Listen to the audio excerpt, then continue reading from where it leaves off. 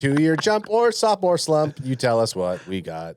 But we're going to go through all of our year 2 players, from the guys who we drafted to the guys who just made it onto the team via trade or other means. Are they going to make that 2-year jump, or are they going to hit that sophomore slump? And starting out here with Cooper Beebe, and I just want to bring up for you guys a little video here on Schottenheimer talking about Cooper Beebe, if you want to listen. Right, Sadis with The Athletic. Just want to ask you about Cooper Beebe. Last year, he was making the transition from guard to center. This year, as you see him growing in that role, how do you see the mental aspects of IDing front, setting protections, things like that, and where he's at mentally playing the position? You know, Sad, he was incredible last year for having never played the position. The biggest thing was not learning. The learning's easy. It's the communication, you know.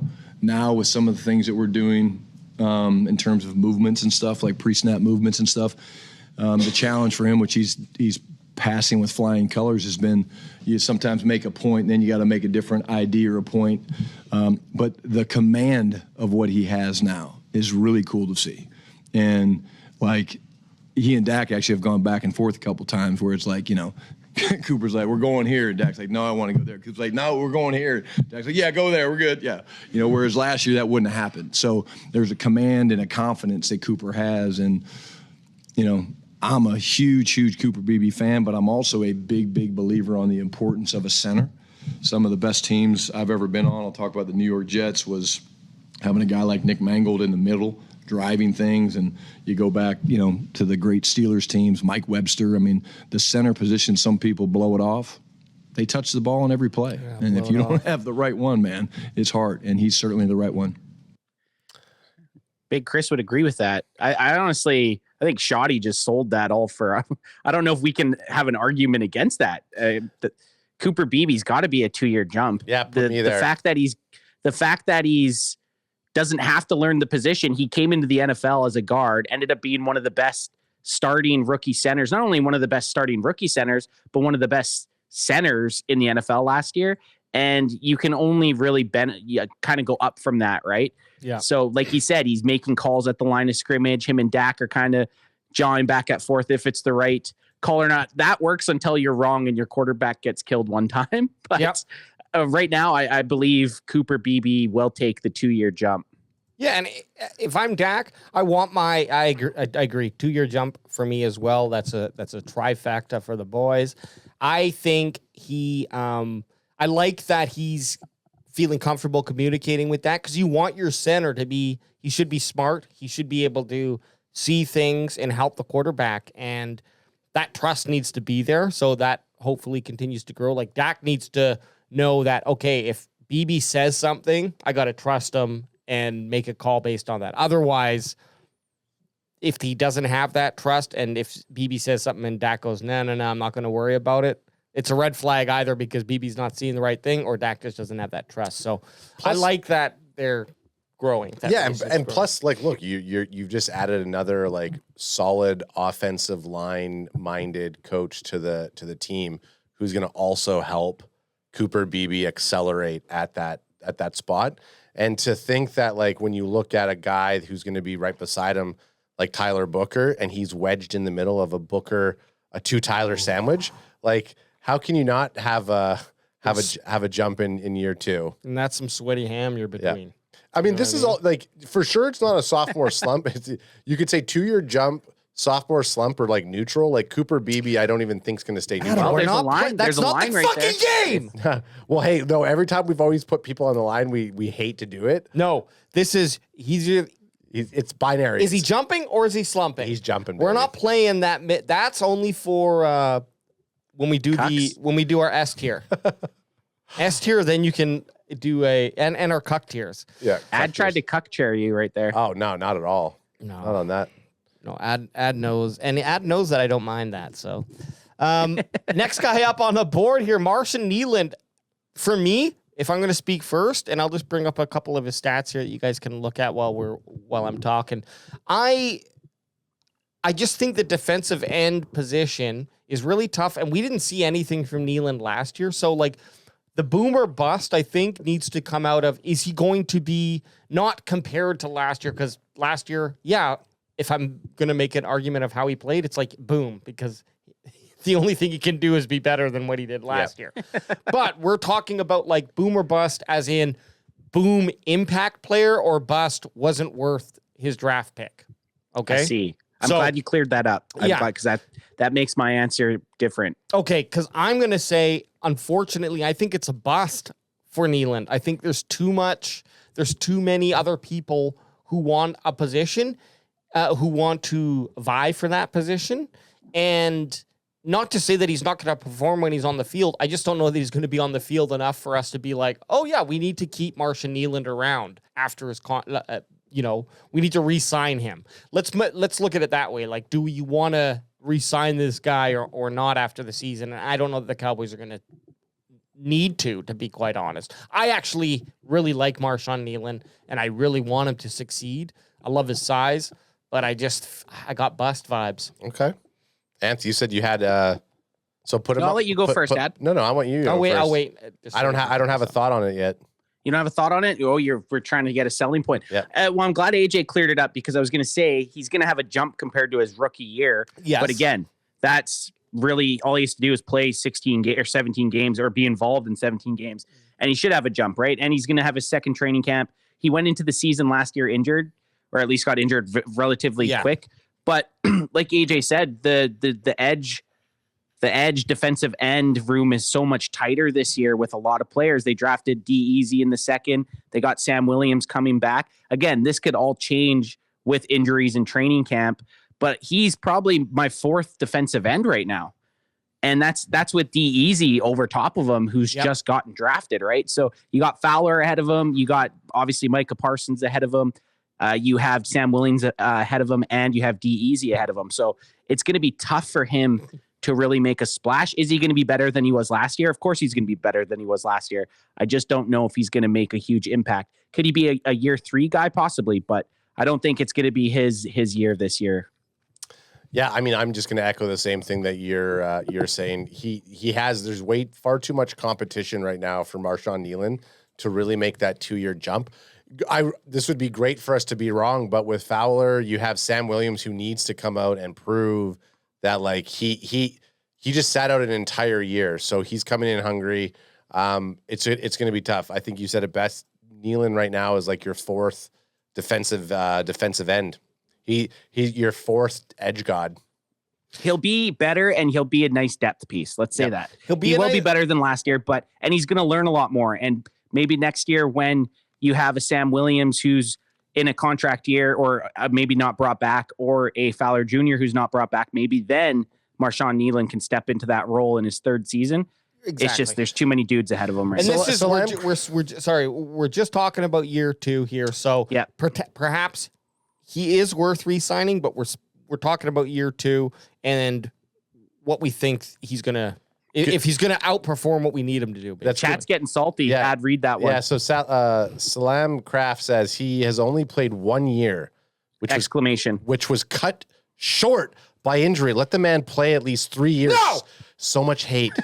No, we're not. I want instant results. We want to see Fowler, Sam, and D-Easy. Again, that's why I kind of touched on the third year, but this exercise, is he going to have a 2-year jump or a sophomore slump? And we're all sophomore slump right now. And because we wanted to have it be very clear like that, there's not the nooch. There's no the Danucci middle there. No, so. we're not nooching it.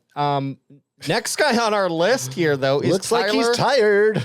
Is Tyler? This guy. This is Chat Sports. Chat Sports guy. Sports Chat. He's one of the biggest Cowboys. Yeah, I was gonna say sports content chat dudes.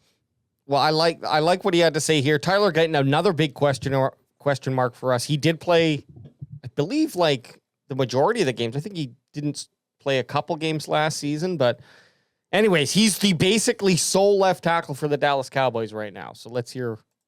I don't know if there's a player on this list whose breakout would be more impactful in a positive way than Tyler Guyton, the team's second-year left tackle.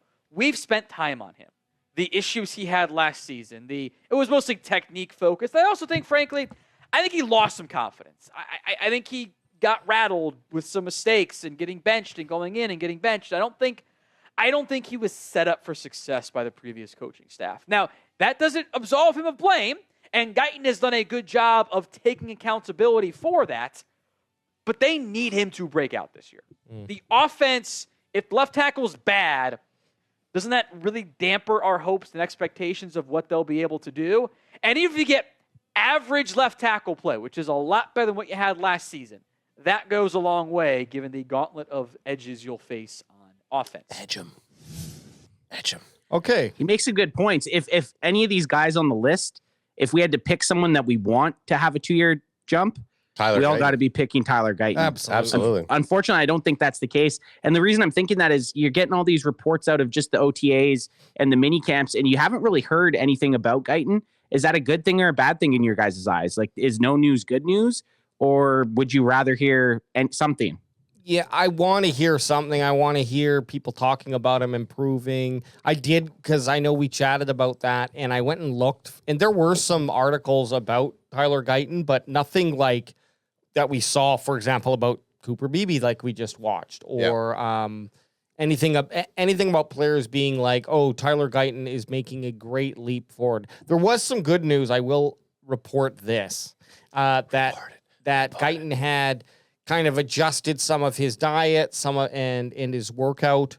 And I think that's all part and parcel with being a second-year player. Like, you shed your college habits, right? Where maybe you were eating a little bit differently, and the workout routine was not down to as an incredible science as it could have been. I'm not saying that that the team that he was on didn't have that information, but you're a younger kid, right? You're having fun. McDonald's is a good breakfast, lunch, and dinner. And so I wonder if that's going to have a big effect. I think for me, keeping your size but growing strength, and Tyler Guyton, remember, is a 6'7", 300 pound dude who's very versatile and has only played, I believe, 6 seasons as an offensive lineman. He's, I think, wanted to be a defensive lineman in high school. He's a tight end. Okay, there was an interview where he was also talking about playing defensive line as well. So maybe he had played a couple positions, but in terms of his offensive tackle play, he's semi-new to that, which, does that matter? The Cowboys drafted him in the first round, so I don't think you're two-year jump or sophomore slump. Yeah, exactly. Two-year jump for me. I'm going sophomore slump. I have to. And just for some context, he played 11. He started 11 games last year. He was dressed for 15, started 11. So a lot of, sure, he played like shit, but at least he got a lot of experience in those games. Man,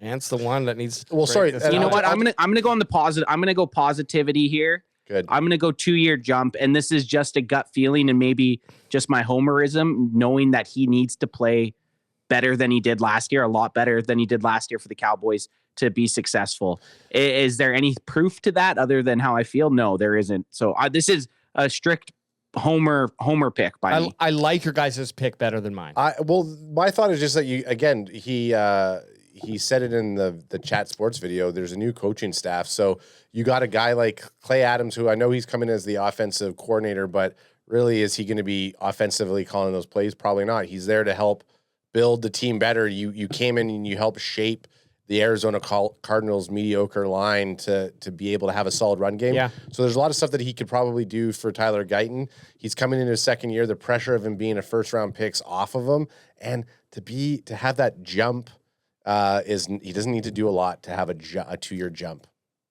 So No, you're absolutely just can't be right. dog shit. He can't be dog shit.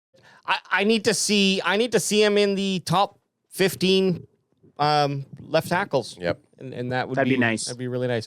Kalen Carson, we'll hit on him quickly. This is an article by No C Patrick. There's not much to really go off of, and I'm just going to leave his stats here.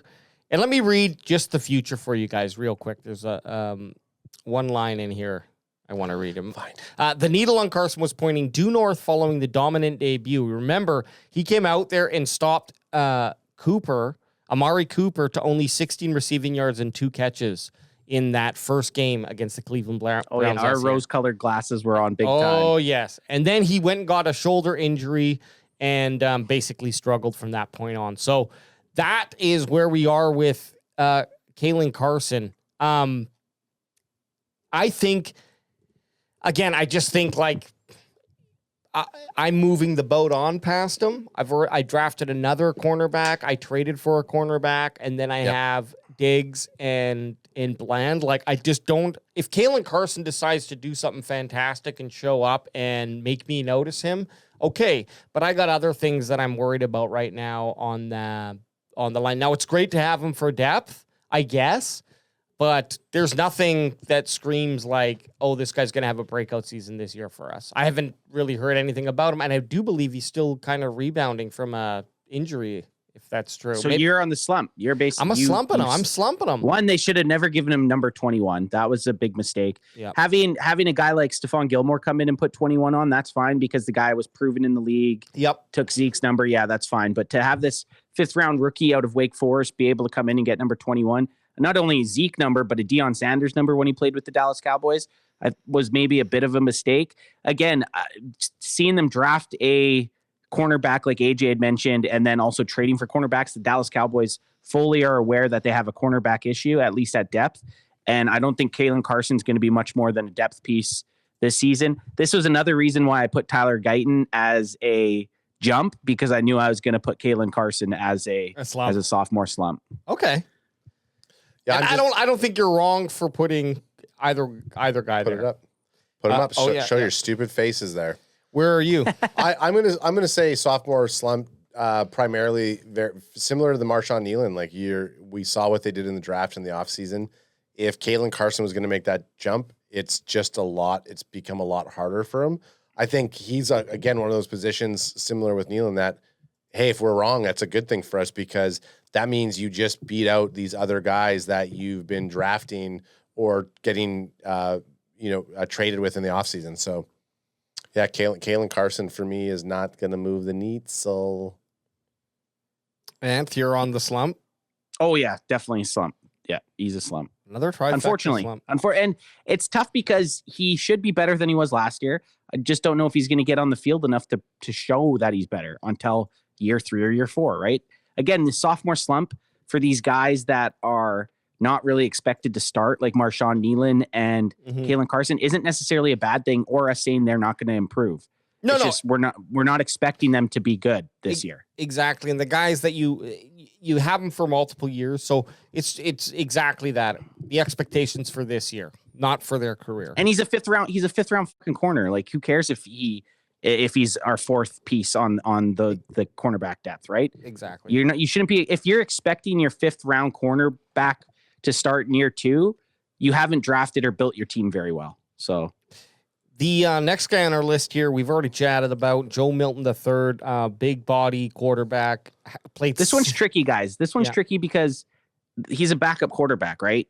He wasn't expected to play last year. He's not expected to play this year, but I still think being in a spot where he's going to be for the next few years has to be a win for him. He's not where he was with Drake May last year, where it was like, who's going to play? Is it going to be Drake May or is it going to be Joe Milton?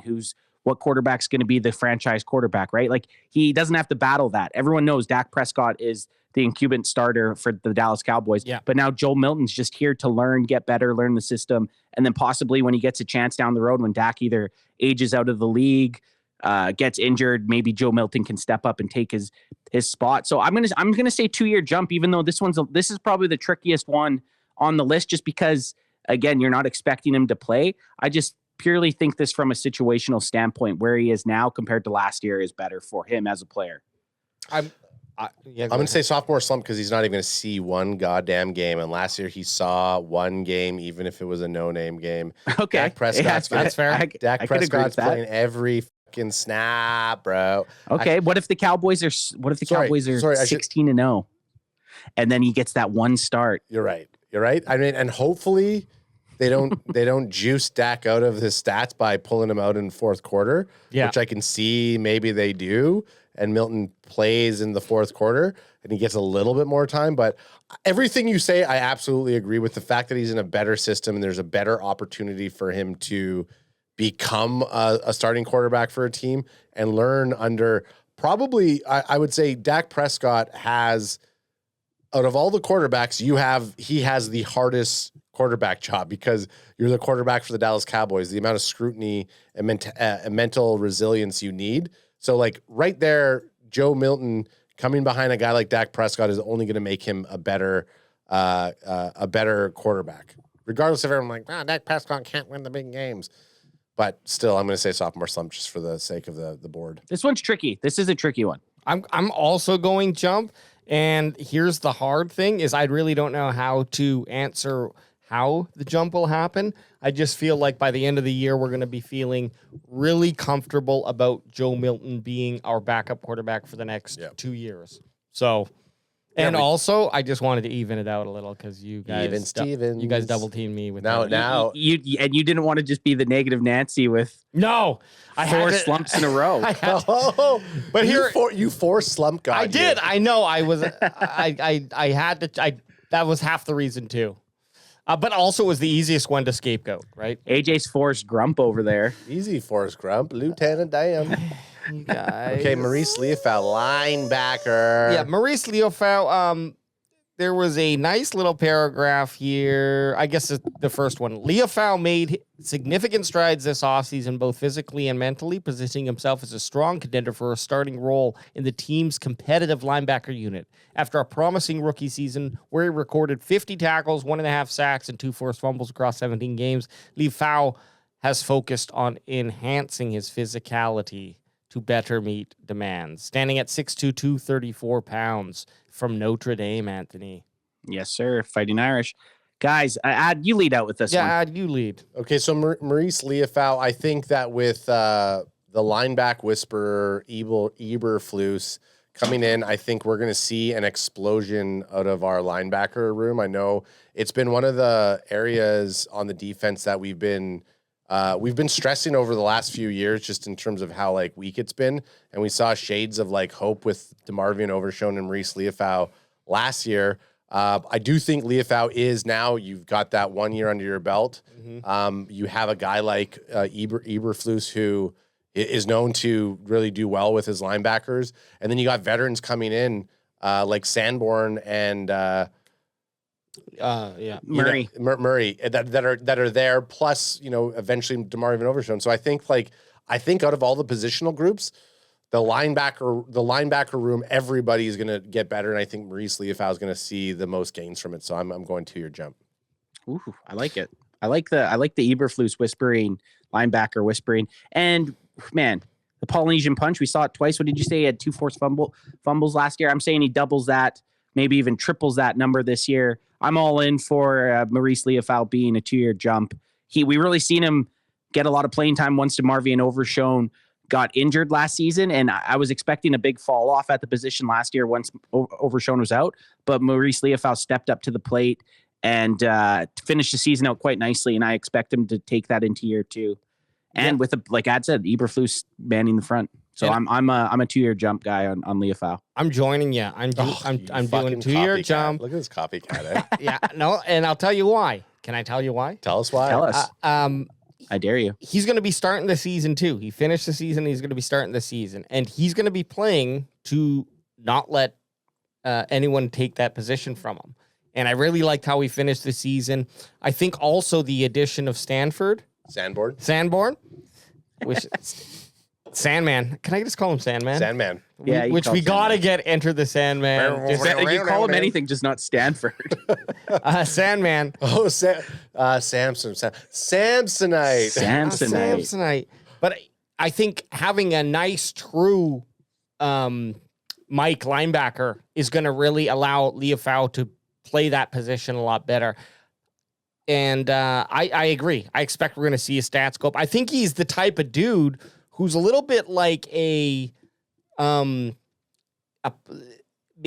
not going to say that he's not going to have tackles and play the linebacker position, but he's going to be that, like, he's the guy, every time he tackles, I'm going to be watching for the ball to pop loose because he's going to have game-changing tackles. Yeah, has that and ability. The nice thing about the one kind of silver lining about the Overshown injury is Maurice got a chance to get in the lineup and prove to himself that he can play in the NFL. Yeah. So. Yep. So here we go, guys. This is our final roll up here, and we're gonna obviously have a look at this sometime during the season to see how our predictions go. But anyone, you can change one if you want. Otherwise, we're locking. I'm sitting at 4 jumps and 2 slumps. I'm going to stick with that. I like at this time of the year. I know Brent Packer guy was saying everyone's snorting that hopium, and of course I am. So I'm going to stay on the hopium side of things with my 4-2 split. I'm happy with mine. I'm happy with my even Stevens. I got 3v3. Yeah, and that's a good spot to sit. So does Wage. I got 3. I think we all agree. We hope we're wrong about our sophomore slumps. Yeah. Right? Not me. I'll take the 2 Nealon and Kalen Carson as long as the other 4 take jumps. Yeah. If I get 4, if we can get 4 of the guys, if we can get 4 of the 6 to have jumps, it doesn't really matter what order. We just need 4 of the 6. Yeah, well, I'll take 50-50. All of Ant's jumps are the ones who we actually need to take the jump.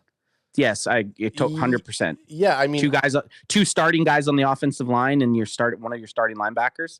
Totally. I mean, again, if the only person on that list is a Ben DiNucci of Cooper Beebe, then we're laughing.